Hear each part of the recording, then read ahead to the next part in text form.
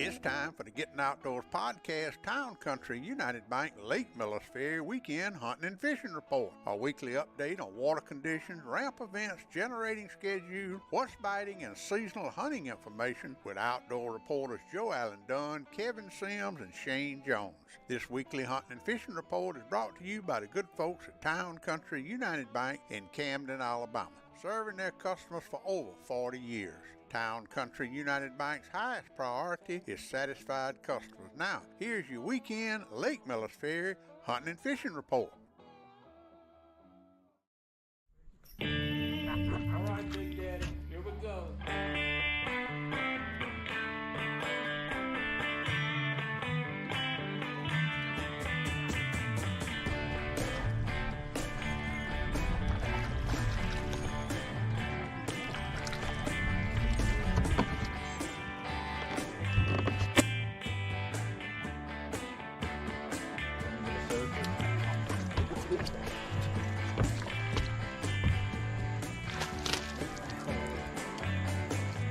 There he is.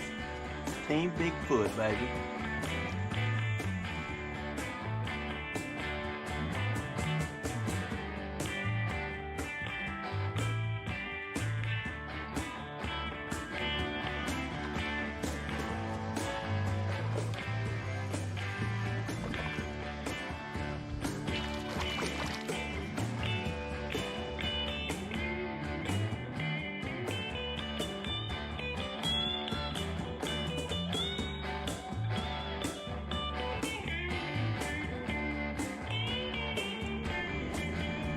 Another one on the B&B Silver Shade.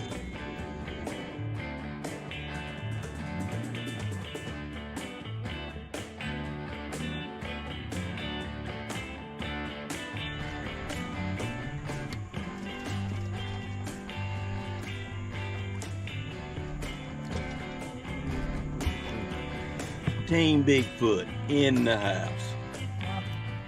Shane Jones crappie fishing. Got it. First one, 2023, smackdown.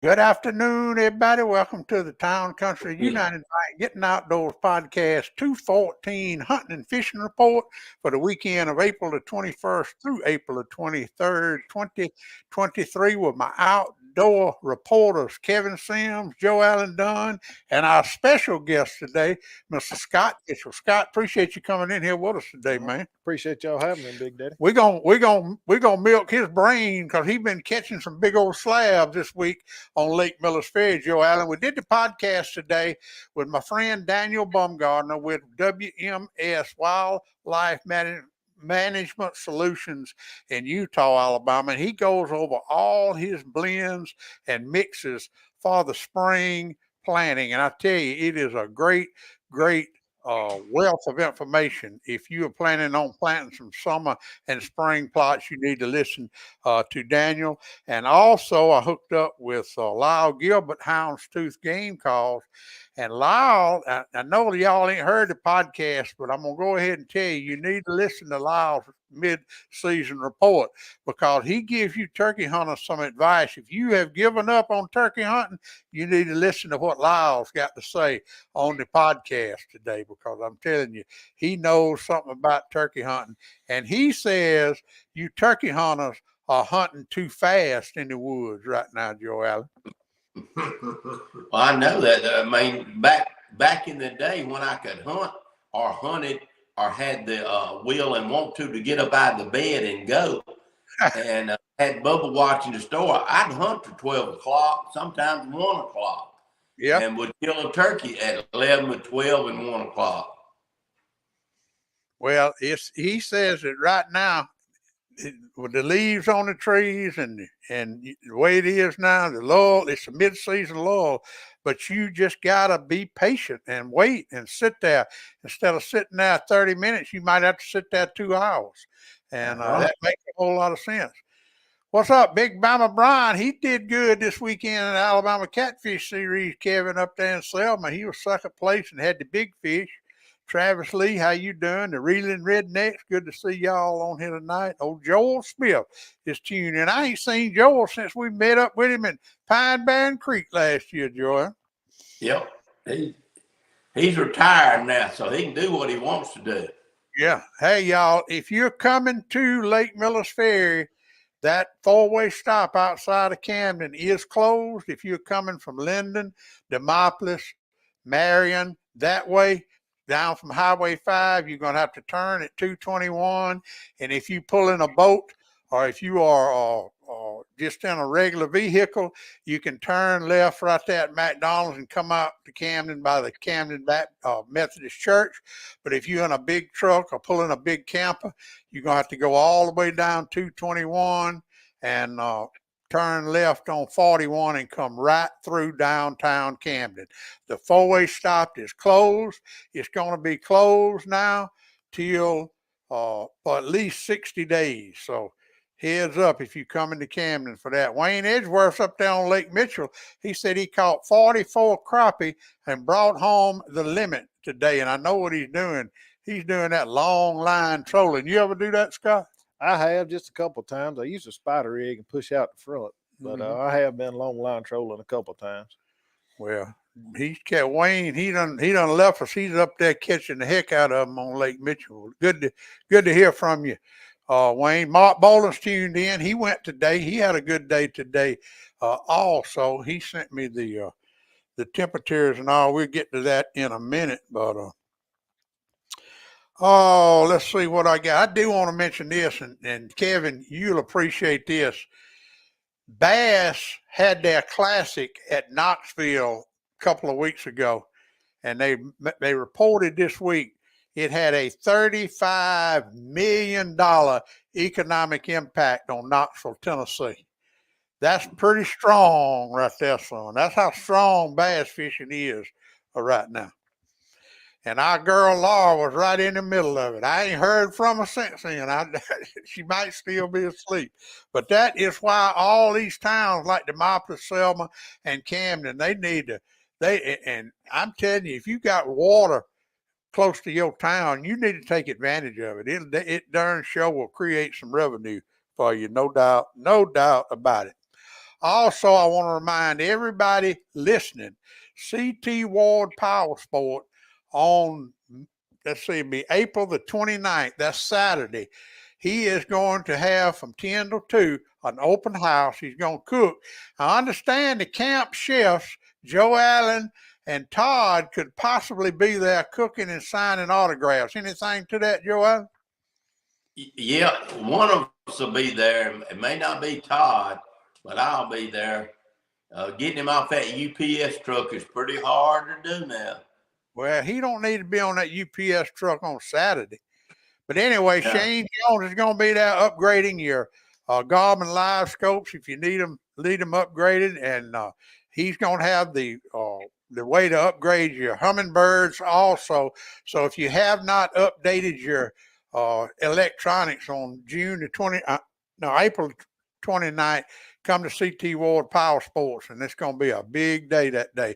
They're going to showcase that new Express bass boat that they just came out with also. Freddie says, I don't have any respect for Dunn and Sims. You should be ashamed. Well, Freddie, let me play you this right here now. Joe Allen is supposed to be representing. He's supposed to be representing all the fishermen. He's supposed to be the man that we all take advice from. And this video was Saturday, but the audio was Friday night. All right, river looking good for tomorrow for Team Bigfoot and Dirty Hooker to annihilate the competition in the crappie division. No fish war. So, I want everyone in here right here in this group that didn't get fish, raise your hand. Get over in that group. Get over in that group. Get not get fish. 0 fish. All right, river looking good for tomorrow for Team Bigfoot and Dirty Hooker to annihilate the competition in the crappie division. That was the Wayne Dunham No Fish Award at the IP Employees Tournament. And we couldn't even win that. All right, now you said you had some excuses. Now we want to hear all your excuses. All right, I went ahead and your fans are disappointed.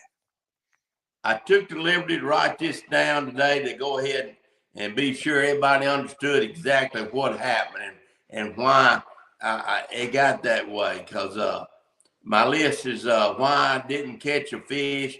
One, the water was too cold. It was still too cold where I was fishing. Water was still too muddy. I was too hungry. I didn't get breakfast that morning, so I had my mind messed up. And the major reason was number 4. Travis was drinking Anheuser-Busch beer, and the fish were on a boycott of people with Anheuser-Busch beer in the boat. Well, I'd have to say that's some pretty good excuses, ain't it, Scott? That's a good.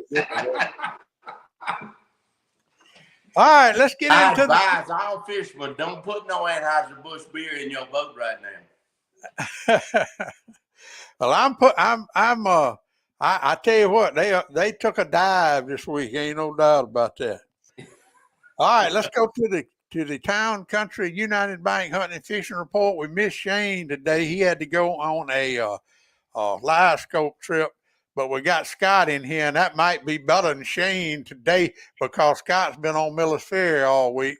But we will look what Team D Hooker says, Joe Allen.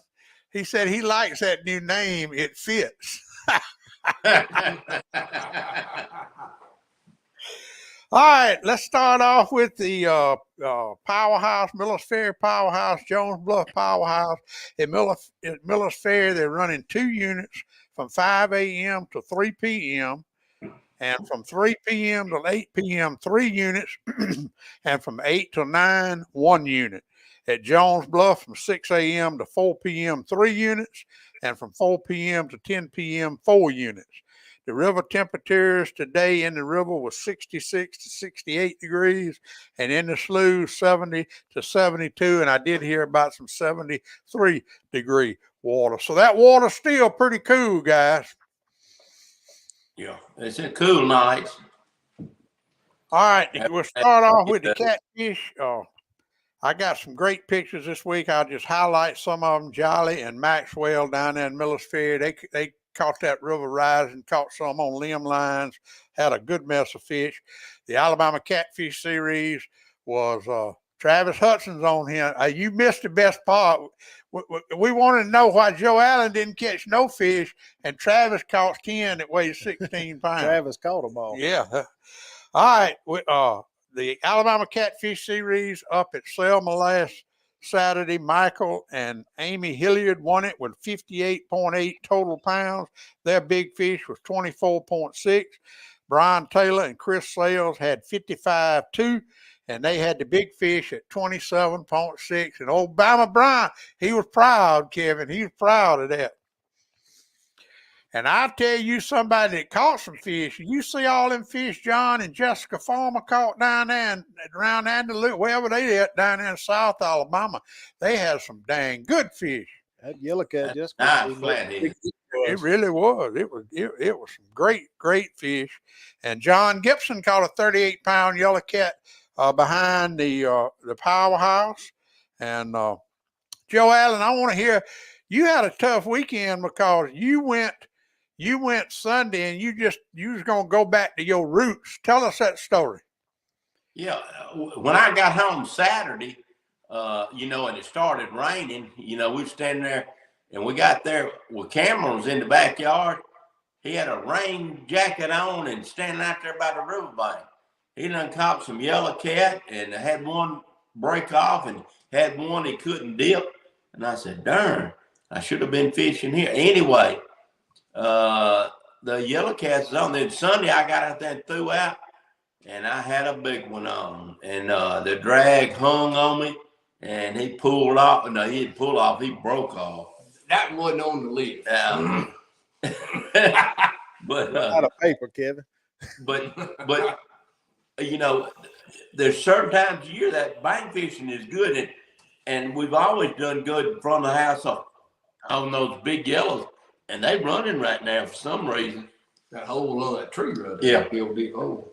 So, and we was catching live brim and used them for bait. You remember the night I hooked the big one, didn't you, Big Daddy? You got the video clip? There's no doubt. Audio clip. Get y'all's ass out here quick. Heavy needs some help. Got a big fish on, no shit. Get y'all's ass out here quick. Heavy needs some help. Got a big fish on, no shit. Hey, Avery's on. How you doing, my dear? She did good in the IP tournament. I saw her get a couple of checks. All right, so catfishing, Joe Allen, has it changed now? Because you saying you catching them big fish on the riverbank, does that mean that the long line jugging might be in play now? Yes, it can be. It is definitely in play, or either put you some limb lines in deep holes, you know, stuff like that. But there's big fish showing up in the river, that's for sure. And like I said, it's starting that change. You know, by the end of the month, through the first of next month, then that's when it's going to really kick off. And once they start cutting off and cutting on the water, and we have those lulls and then that pool, then that's when it gets real good. Well, you know, I've always heard when I have Hannah or Jason Ledbetter, some of those guys that do that grappling, they do that grappling in May and June in them holes. So them big sow catfish are bedding in them holes in May and June. That's in that shallow water. So I guess them big males out in the, are they out in the, in the river? Where they catching them at, though, it ain't in the same kind of flats where we were shallow jugging at. They in there where there's a river current, river temperature water flowing through there, you know, because those big fish that was in where we were catching them at on the jugs, they done. Because, I mean, that water up in there will be 9 degrees next month. They already done. But now where there's some river temperature water, the further you go down out there, you all that shallow flats and all that stuff, you know, that's river water going across Canton Bend all the way to Middle Ferry down there. Those fish are going to start to, you know, those fish will be doing their thing, you know, even the bass too. I mean, you know, they'll be the next wave of bass that spawn on them flats, you know, like this month down there in that grass. When that grass starts to green up, just that your gator grass, I call it, starts to come up, you know, them fish start spawning that grass. But the real big ones that was in the backs of them slough water were, you know, I mean, those are done. But there'll still be a lot of them, like it else. It's like under that boat ramp right there. You'd think that's a slough, but that's river water coming through there because it comes in and goes through that pipe. That temperature water in there is going to be real. It'll be within 3 or 4 degrees of the river temperature all the way through River Bluff. Same way, all the way across the flats at Cotton House, down all the way to the lower end down there. That's river water going across them flats. Same way on the other side of the river, too. That's true. That's true. Paradise Point, all down through there. That's right. All right, now, Big Mama Bryant told me the other day he's coming down there Friday, and he needs some people to come with him because you can't legally catch but 100 skipjack, and he said he's gonna catch 300 or 400. So what about the bait situation? It's on right now because I mean the shad spawn is on. I done seen it, and all saw it today too, in certain places, you know. So, and I know Travis and them was down there fishing, I think Sunday, and he said the people fishing on the bank were elbow to elbow. So if it's biting, they're catching fish. They're catching fish because the shad is in there and the fish follow them in there. So it's on right now, and that's what I'm thinking about Friday. You know, when we go fishing, me and you, I may get down there early and go down there and try to catch me some skipjack too. All right. Well, we're going to go Friday. We sure will. All right. Now, catfishing is just going to be tight line and jugging. Limb lines ain't in play with that water. It's going down and leveling out, right? No, limb lines still in play, but you got to use limb lines in the river. Because me and Aaron put limb lines in the river, and he caught half the fish in the river and 2 or 3 fish in some of the sloughs. But and I'm gonna tell him put a limb line in front of my house. Just put like a 20-foot line on it, off in that deep hole, with a tree hanging over in the river front of the house. It may have a big cat on it. All right. Well, that's pretty good for the catfish report. Now let's go to the crappie report. And before we get Scott to tell us how he's catching all these Miller's Ferry crappie, Kevin, did you see the picture I got from Brian Cannon and him calling up that big crappie? Do you know the story on that?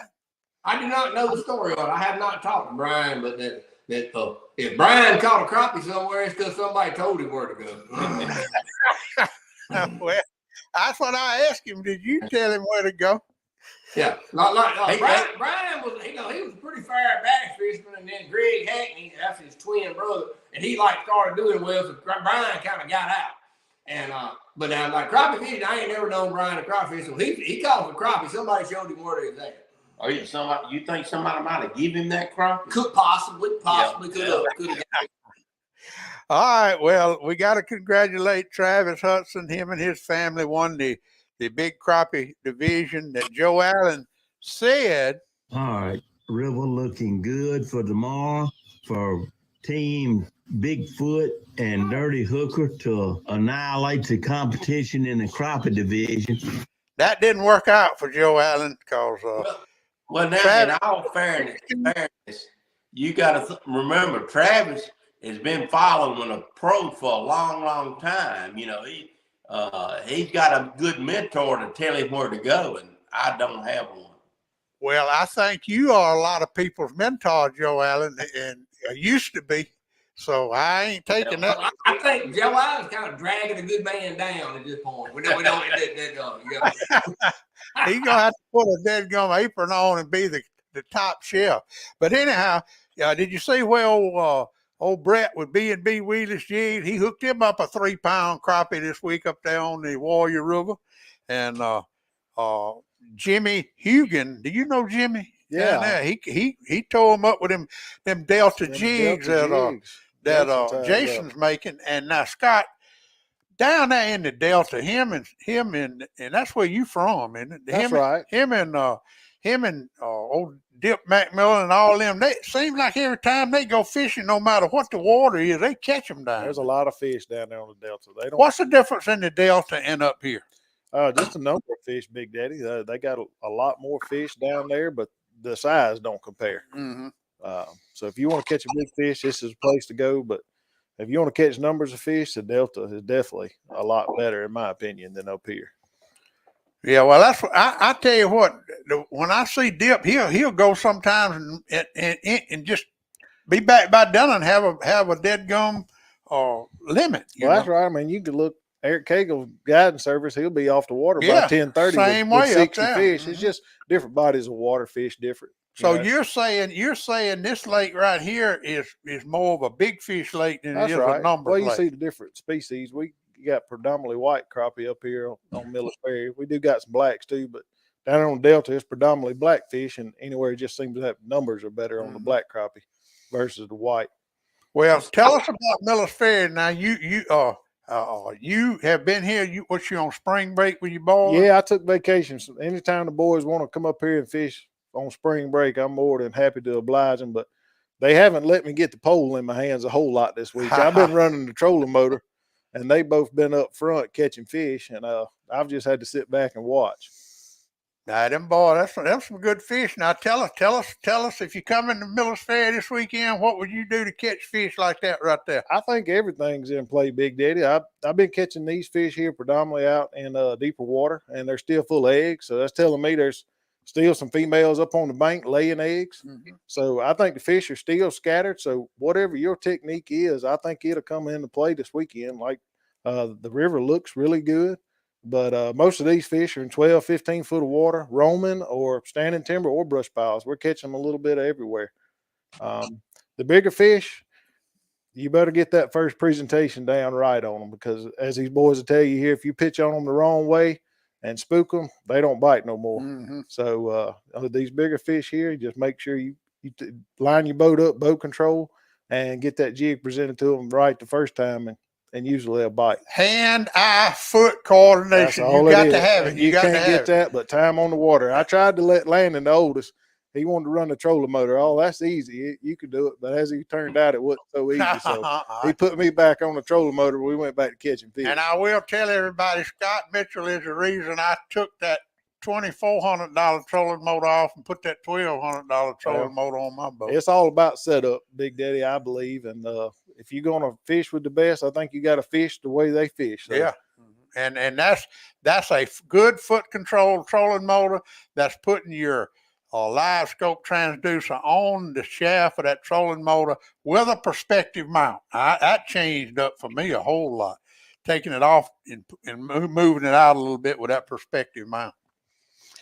All right, tell us about them Bubba jigs right now that you brought me a box full Well, of. if anybody knows, my nephews, they call me Bubba, and I didn't have a name. I just started hand tying these last week to give me something to do. I watched Ruben Flores on his social media account, and Jason Domain. I tried to mimic some of the stuff that he tied there because I fished with his stuff for a long time. He makes a great jig. So I just want to start making some of my own, start catching fish on, something that I hand tied myself. And this Monday was the first chance we got a chance to go out and try them. And so far, so good. I'm still fishing with the same one I started with Monday. And it's probably caught over 200 fish, and it's still holding strong. Well, you brought me a box of them, and I want to show everybody these right here. If y'all remember, Shane was talking about this, what they caught that 360. He was on that crappie cast. Scott Williams caught that Williams fish. on that, and that's what he caught that 362 up on Cooter's Pond. They call ATX lures. And I got me some now, and y'all can go to this website. It's www.atxlures.com. And I'm telling you, that is a good plastic right there. And anybody that goes there, Big Daddy, they can put in Scott M Pro, and that'll save them a little money on some of those purchases. So you on his pro staff? Yes, sir, I am. And who else do you represent? That's basically it, Big Daddy. Really, I don't really have any other sponsors. Just me and my wife sponsor the fishing. That's about it. And now you fit. What all tournament trails do you really fish? The big one? We're just fishing the National Crappie League this year. We're going to next stop will be in Ouachita in Louisiana, but we're gonna try to fish some of Dip's trails what we can. We sure like to fish enough to be able to get up here at Miller's Ferry where they're having a championship at. So, well, will y'all be at the state park tournament on May the 20th? Absolutely, we wouldn't miss that tournament. That's a lot of fun. It's a lot of fun. Last year. Yeah, it is a lot of fun. It's so everybody come out, bring the kids, bring everybody and fish. Yeah, it's that's a totally different mentality. It's when just you got to weigh in every hour, and it's only one fish. That's right. So who catches the biggest fish? Anybody could win. We had a blast last year. It is anybody's tournament, I guarantee you. But let's see what Steven says. Not sure about the Alabama Road, but this water on the Warrior around Lock 8 and Moundville Pool is muddy and is at normal pool. Well, I tell you what, Joe Allen, tell that story about crappie fishing in muddy water, because I'll never forget when Shane first came up here. He went in a slough, and Joe Allen pulled up in there. He said, "It's too muddy for me," and left. And what Shane tore him up. And the next Wednesday, you said you changed your attitude about muddy water. I prefer muddy water, Big Daddy. Right? They'll bite anything if you get it close to them. That clear water is where it gets tough. Mm-hmm. Yeah, that muddy water don't scare me. You got to change the color of your jig a little bit. You got live scope. You can put it on the nose. It don't matter what color the water is. And I was in muddy water Saturday, and I was putting it on the nose, and they wouldn't hit it for nothing. Boycott. It was that natural light. That's what it was, Joe. Y'all were putting it on the wrong one. That beer. All right, Scott, anything else you want to tell them if they come in this weekend crappie fishing? What color, what size jig you use? Hair and plastic are both in play. We've been catching fish equally on both. White and chartreuse work good on the plastic, and we've been throwing some June bug and pink tail hair jig. So I don't think it matters predominantly on the color. Just get out there and cover a lot of water and find the fish, because they're still scattered, but they still biting. And you got to cover the water. You got to cover we water. Talked That's about the name this of the last game. week. If you think you're going to go sit on one treetop and catch I will. you ain't going to do it. Tell everybody that. Most of these fish we're catching are singles. They're out one by themselves. So if you catch one, don't hang up and waste a lot of time. Usually you have to move and cover water to go find another one. And come back to that place. Come back to that place. Yeah. There may be something there that has, another fish, but don't get hung up on one spot. Cover some water. All right, let's go to bass fishing. Keith Weiss won the IP tournament. The big fish, Boyd Jackson had the big fish. And I tell you what, I just want Kevin, you should have been there, because let me tell you, Randy, Rib Master Hannah, that joker, he knows what to do with some ribs, don't he, Joel? They was good. I got tickled at Randy. When I got in line, he cut me up some ribs, and then I got a piece of chicken. And Randy looked at me and said, that chicken might be tough, Joel. And I didn't have it quite right, so I don't know. And I said, oh, it'll be all right, Randy. I'll enjoy it. And when I got over there, I said, that joker was just messing with me, because that chicken falling off the bone. Yeah, melted in your mouth. All right, this weekend at Ellis Landing, we have a Fishers of Men tournament at Ellis's Landing, and the Extreme Bass Team Trail will be at Bridgeport City Landing. You gonna fish it, Kevin? Probably not. I ain't been on the water in a month, so I'm probably not. I'm going fishing, but I'm probably not going to fish a tournament. Well, we should have brought Jesse Dunn in here today to give us a report. Tell us what they did today and what Alden told you about the bass today, Joel. They caught a good many early, and he said the shad spawn's going on. He was fishing all that, stuff that you fish when it's going on. Had a white swim jig, he had a buzz bait, frog, and all that. And then after that, he said, it got tough during the day, because it was Bluebird Day. But that early morning bite was pretty much, it was a thing, And because I asked him, I said, well, how many birds? He said, one bank was lined up with white birds. I said, that was the bank then. Yeah. And go ahead.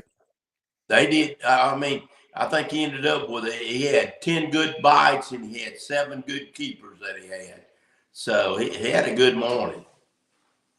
Well, I can tell you what, all I know is this. It might be another 5 years, Kevin, but we got somebody coming up that's going to take Pawpaw's place. I guarantee you, old Jesse. Now, he is a fisherman. You look at that picture I put up of him. He got that life jacket on, no shirt on. You can just tell he's ready to go, son.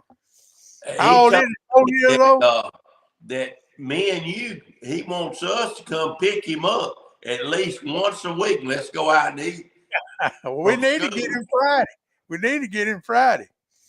All right, we'll get him. All right, well, that's it for bass, Kevin. If you are going to fish that tournament, now this is where we can get some good information, Scott, because usually Kevin's fishing the tournament. When I ask him what he's going to do, he clams up a little bit. That's right. Now, you ain't fishing the tournament this weekend, so can tell them boys now that are fishing it what you would do if you were fishing it. If I was fishing in the morning, I'm gonna throw some top water stuff. I'm gonna fish around your cuts and your creek mouth, and let the water tell me what's going on. Whether I go in and fish the secondary points or the first bank, the first 100 yards inside of a slough like that. Let the fish tell me what's going on. But I'm definitely I'd be throwing top water.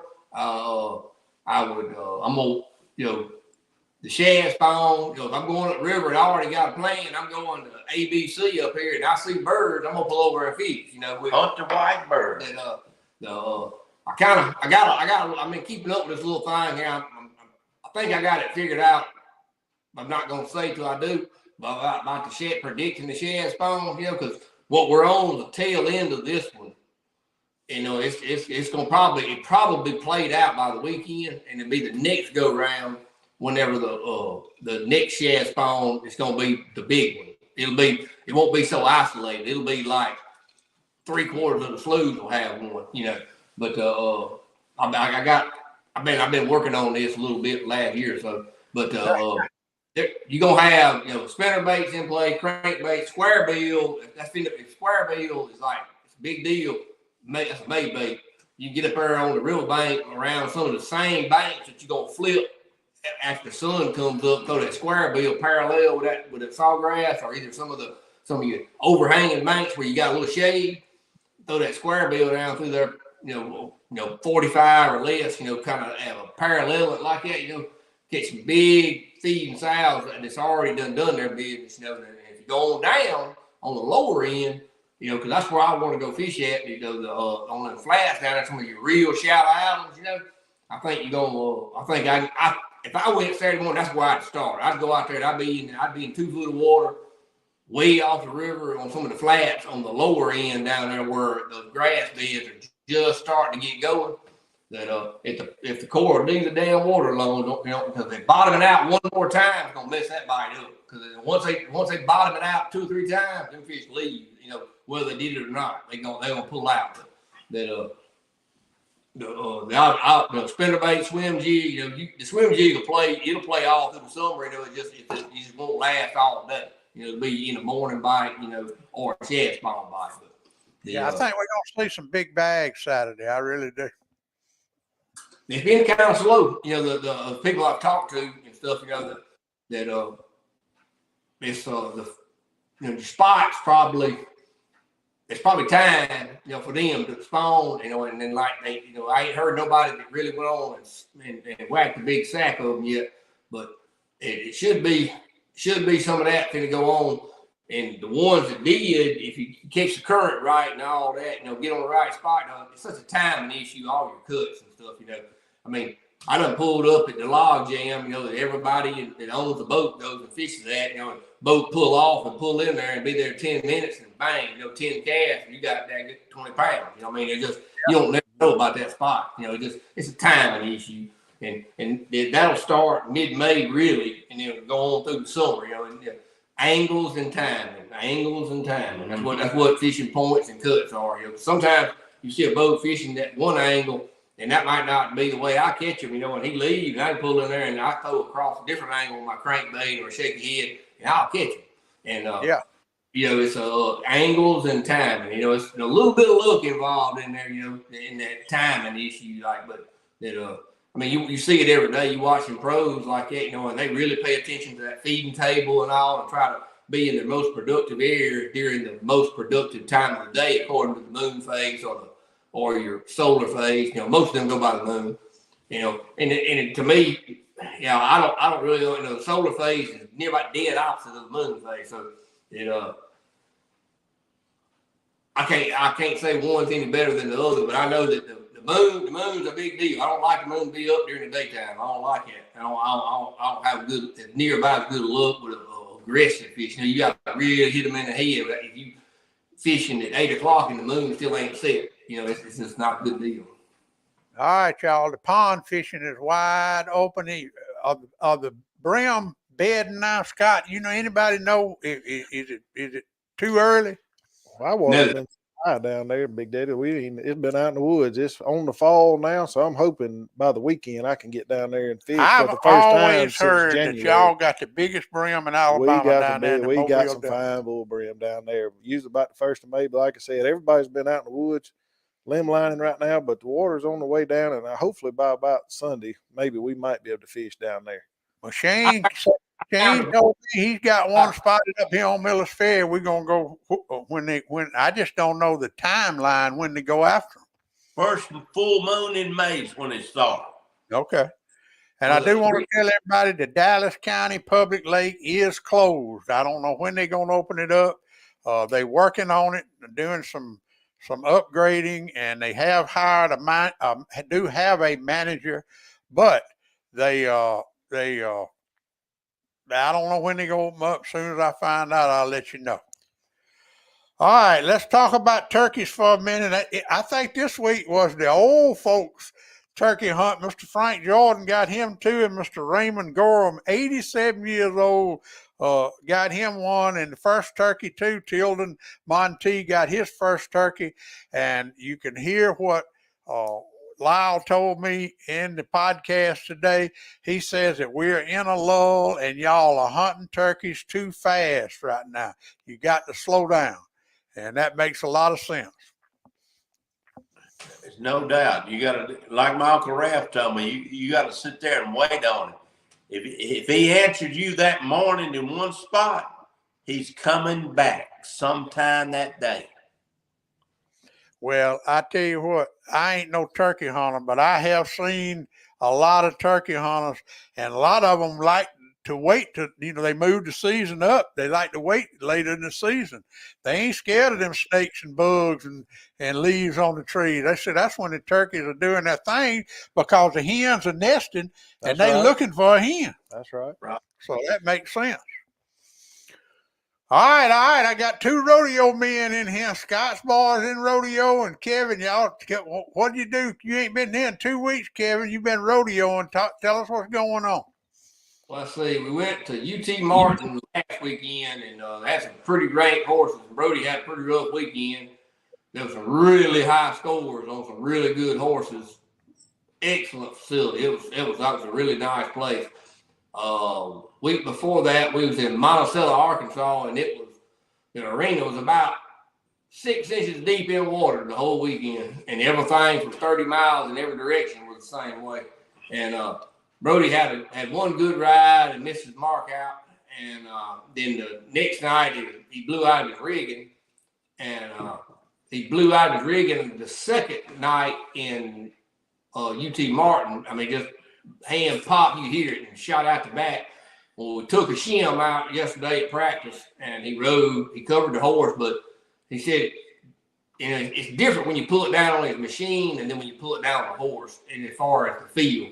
So we took another shim out, and then he rode the horse and had a little more trouble getting his hand out, but that's what we was looking for, Yeah.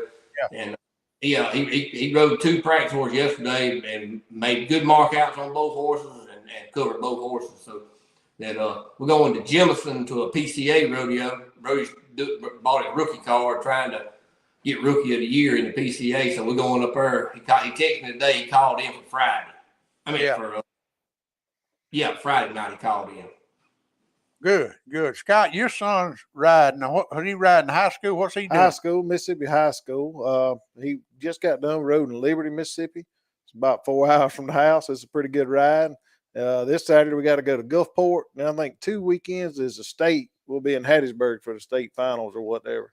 So he's about to wrap it up. And he's doing a bareback bronc too. That's right. Same thing, Brody. Brody actually helped him get started on his first horse, I believe. Good. Yeah, Brody. I think he used Brody's rigging. He brought it down to the town. Brody's rigging while he was waiting on his ride with his rigging.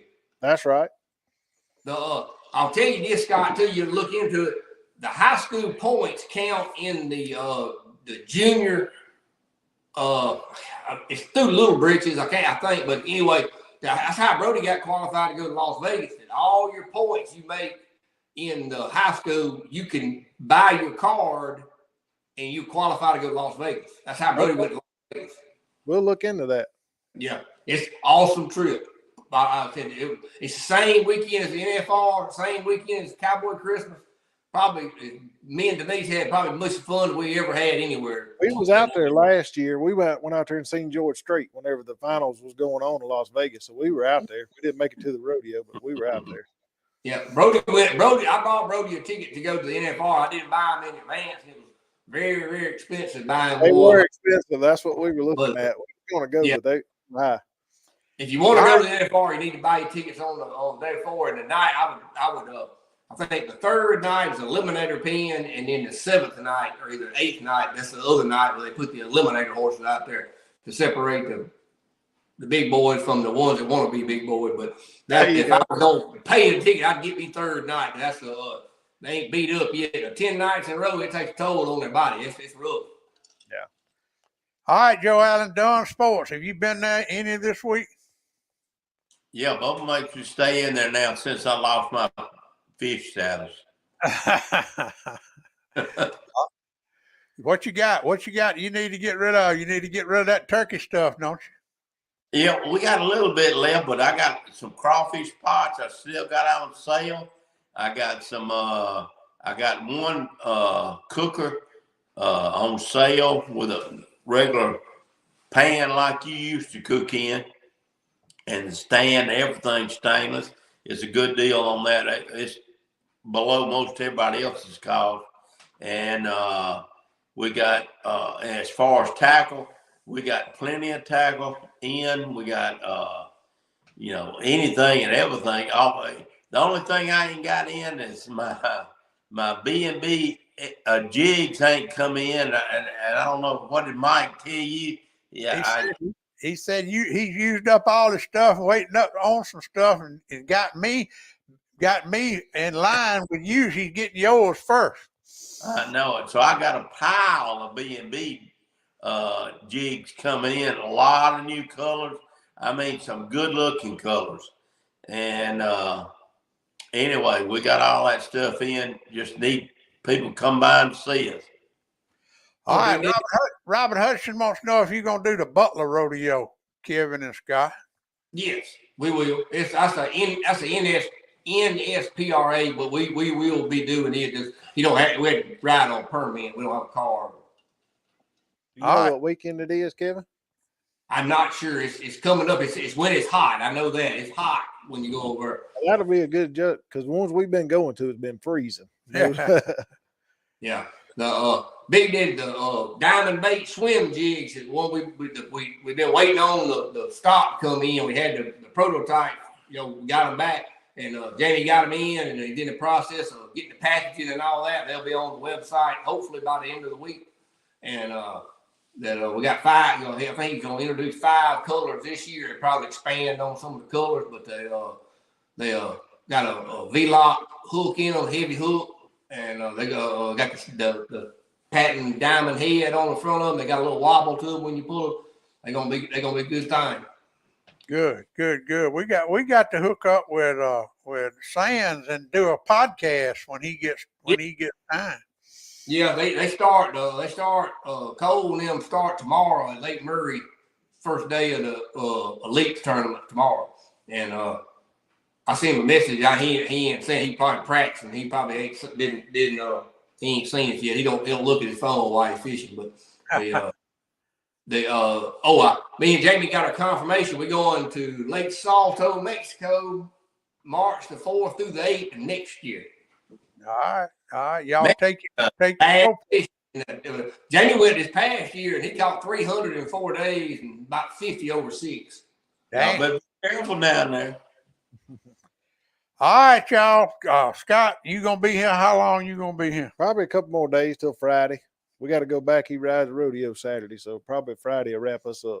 And y'all will be back on May the 27th for the state park tournament. Absolutely. And, sure appreciate you sitting in with us today. I appreciate y'all having me. You brought it. You took it. You good. You better than Shane. Oh, come on now. I don't know about that. Hey, we're gonna cut somebody out. We maybe had to. I hope we ain't fishing. I promise I'll catch some fish next time. You recorded that, didn't you? Yeah, I got it. I got it on tape. All right, guys. Thank you. Always a pleasure to hook up with y'all. And that rodeo is July. The Butler Rodeo is July the 29th and 30th, said Robert Hutchinson. So. Yeah, I hope we have a better result. We end up in the ER after it, so I'm hoping we'll be better off this time. I do too. All right, guys, y'all stand by. Thank you, Scott, for being here today. Thank y'all. Thanks everybody for tuning in, and we'll see y'all next week, same time, same channel. Pap taught me every critter's track and how to set a hair trigger on a trap. He taught me to shoot, scale, and skin and make a snare with a leather strap. He taught me to be a part of the woods and all his woodsy tricks.